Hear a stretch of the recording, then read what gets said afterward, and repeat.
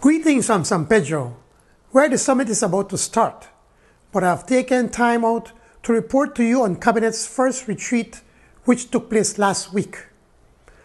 My ministers and I held in-depth discussions on the draft budget for fiscal year 2022-2023. We reviewed the IMF's concluding statement issued at the end of its recent Article 4 consultation. While the IMF hailed our impressive economic performance, they cautioned that economically we're not out of the woods yet. Therefore, the Cabinet approved a budget that is prudent and pragmatic. We will emphasize an ambitious social policy agenda which centers on bringing relief to the more vulnerable among us, expanding the NHI program while continuing to rebuild the Belizean economy in partnership with the private sector, the unions, and non-governmental actors. We received a detailed report from the ministerial team which met with the joint unions. Significant progress was made in these discussions towards finding a path to restoring benefits for public officers and teachers.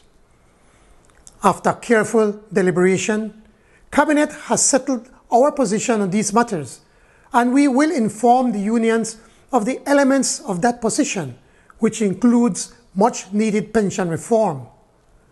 More importantly, we believe we have found a workable compromise, which includes restoring the full 10% to public officers and teachers. On COVID-19, the Cabinet has decided that it is time to rebalance responsibility in the fight against COVID-19.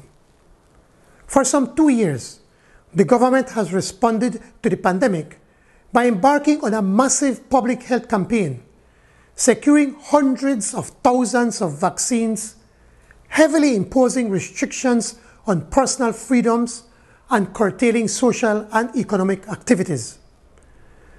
The Cabinet has decided that the time has come to restore personal and economic freedoms while encouraging everyone to act responsibly.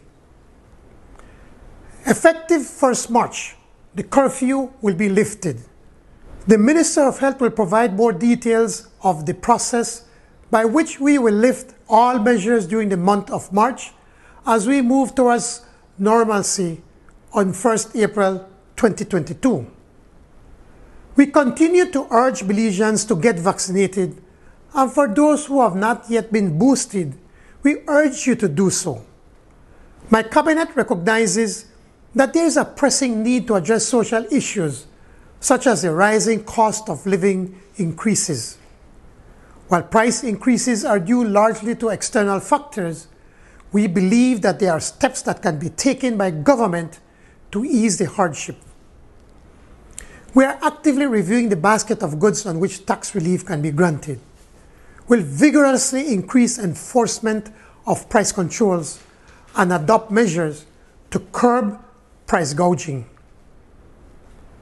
Another important issue discussed during the Cabinet retreat was governance. In this regard, there was a strong sense that constitutional reform is needed to strengthen democracy in Belize. The Constitution is designed around a dominant cabinet and two main political parties. These structures, which were designed in the previous century, must be reviewed and reformed to meet the needs of a more democratic Belize. To this end, a People's Constitutional Commission will be appointed to undertake this major task of constitutional reform and is expected to complete its work in 15 months. Since taking office, we have done what was necessary to rescue Belize from financial disaster, protected Belizeans from the COVID-19 pandemic, and we started to implement our social justice agenda set out in Plan Belize. We will continue the work and press on with delivering on our promise to build a nation where everybody wins. I thank you.